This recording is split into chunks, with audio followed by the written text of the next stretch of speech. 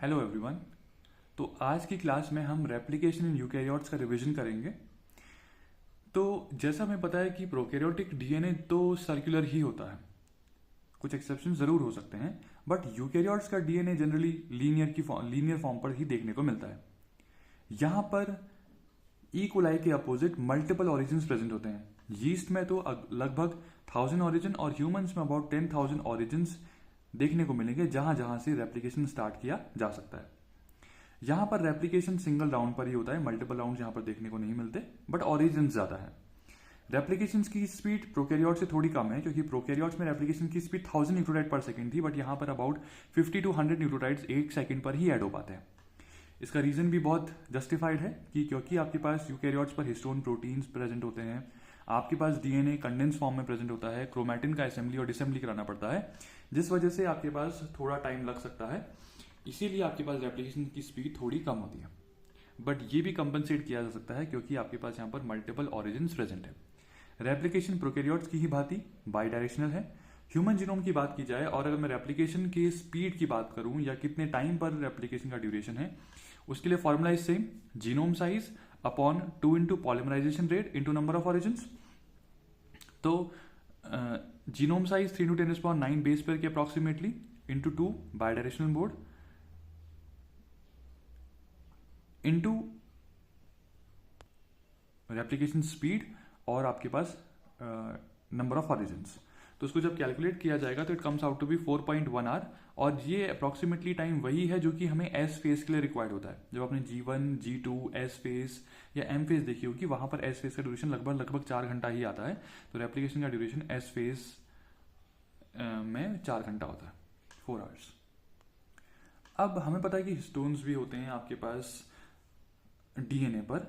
तो यहां पर अर्ली एस फेज में बात की जाए तो यूकैरियोटिक डीएनए रेप्लिकेट होता है, और लेट एस फेज में हेटेरोक्रोमैटिन जो कि ट्रांसक्रिप्शनली इनएक्टिव डीएनए होता है, उसका रेप्लिकेशन बाद में होता है। तो पहले ट्रांसक्रिप्शनली एक्टिव डीएनए का यूक्रोमैटिन है, ये यूक्रोमैटिन डीएनए का रेप्लिकेशन देखने को मिलता है।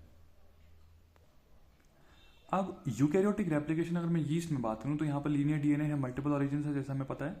तो यहाँ पर ऑरिजिन को हम ऑटोनॉमस रेप्लिकेटिंग सीक्वेंसेस के नाम से जानते हैं, जो कि 100 बेस पेयर के होते हैं। ऑरिजिन को रिकॉग्नाइज करने के लिए इनिशिएटर प्रोटीन्स आएंगे जिनका नाम है ORC126, जो कि एटीपी बाउंड फॉर्म पे आते हैं। इसके अलावा कुछ हेलिकेज लोडर्स पहले से ही आकर यहाँ पर बाइंड कर जाते हैं, जैसे कि CDC6, वो भी एटीपी बाउंड फॉर्म पर ऑरिजिन के साथ बाइंड कर जाता है। इसके अलावा आपके पास हेलिकेज लोडर्स आते हैं जो कि स्पेसिफिकली हेलिकेज को लेके आते हैं, और ये हेलिकेज लोडर्स CDT1 है जो कि हेलिकेज MCM227 को लेके आएंगे। तो MCM227 जैसे ही आपके पास लोडिंग के लिए यहां पर आ जाएगा, तो यहां पर आपके पास एक कॉम्प्लेक्स प्रेजेंट है जहां पर MCM227 जो कि हेलिकेज है, आपके पास हेलिकेज लोडर CDT1, CDC6 भी यहां पे प्रेजेंट है, ORC126 भी यहां पर इनिशिएटर प्रोटीन के तौर पर मौजूद है। तो इतना जितना भी पोर्शन है वो G1 फेज पर देखने को मिलता है। तो G1 फेज पर ये सभी लोडिंग या हेलिकेज लोडिंग कर दी जाती है ताकि एस फेज के लिए प्रिपरेशन कर दी जाए। तो एस फेज के लिए प्रिपरेशन हो गई है, हेलिकेज की लोडिंग हो चुकी है, अब एक्चुअली में एस फेज या रेप्लिकेटिव फेज देखने को मिलती है। यहां पर क्या होता है कि CDC6 नाम का प्रोटीन एडीपी बाउंड फॉर्म पर यहां से रिमूव हो जाता है। सिमिलरली CDT1 के ऊपर फॉस्फेट लगकर यह भी यहां से रिमूव हो जाता है। अब यहां पर बचा हेलिकेज जो कि MCM227 है, ये डीएनए डुप्लेक्स को अनवाइंड करेगा, हाइड्रोजन बॉन्ड को तोड़ेगा और डबल हेलिक्स को सिंगल स्ट्रैंड फॉर्म पर कन्वर्ट कर देगा।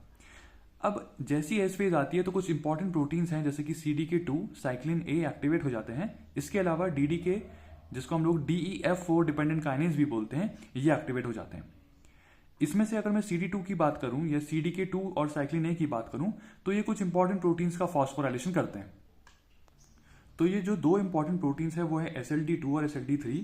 ये दो SLD2 और 3 प्रोटीन्स फॉस्फोराइलेट कर दिए जाते हैं bye CDK2 and cyclin A।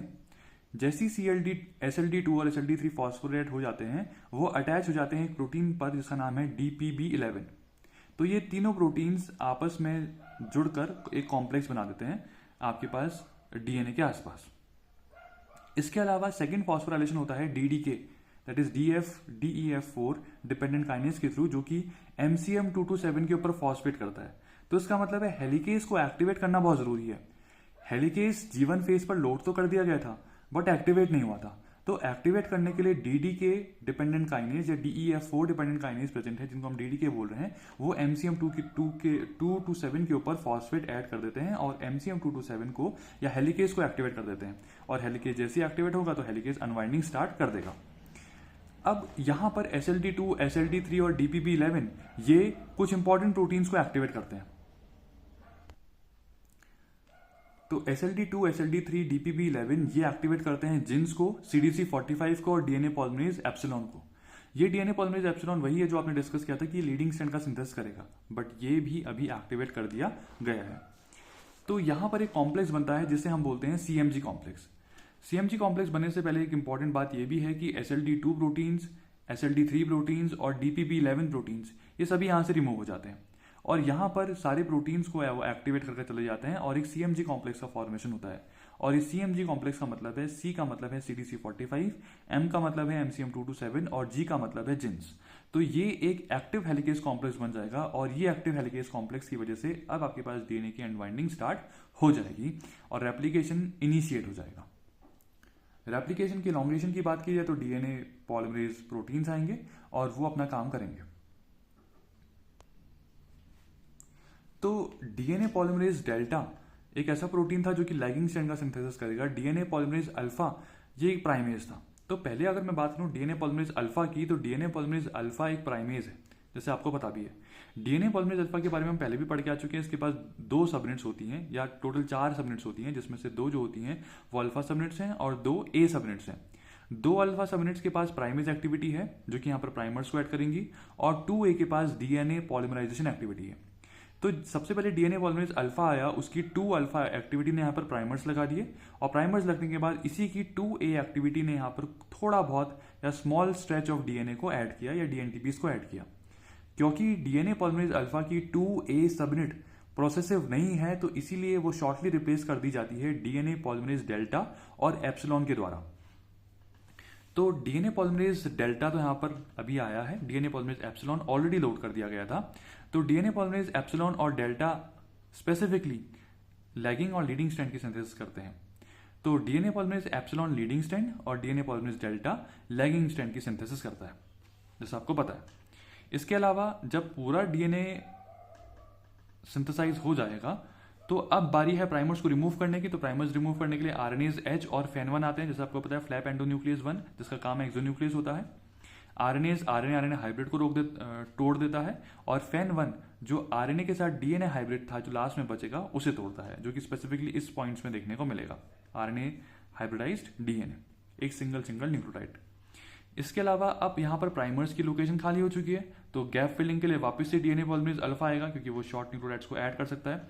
तो जहां जहां पर 3' OH ग्रुप अवेलेबल होगा वहां पर गैप की फिलिंग हो जाएगी।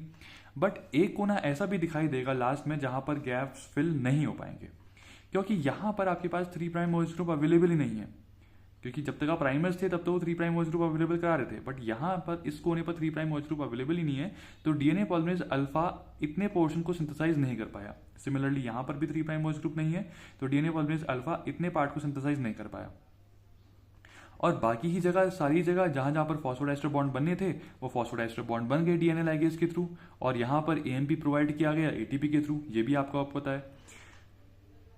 तो लास्ट के कोने पर थोड़ा रेप्लिकेशन नहीं हो पाता और इन कोनों को हम बोलते हैं 3' ओवरहैंग। तो जब कभी भी आपके पास लीनियर DNA पर, स्पेसिफिकली लीनियर DNA कहां होता है, यूकैरियोट्स पर होता है, तो यूकैरियोट्स पर at the end of replication आपको ये 3' ओवरहैंग देखने को मिलेंगे और इसी 3' ओवरहैंग को हम बोलते हैं एंड रेप्लिकेशन प्रॉब्लम, जो कि हम अगली क्लासेस में डिस्कस करेंगे।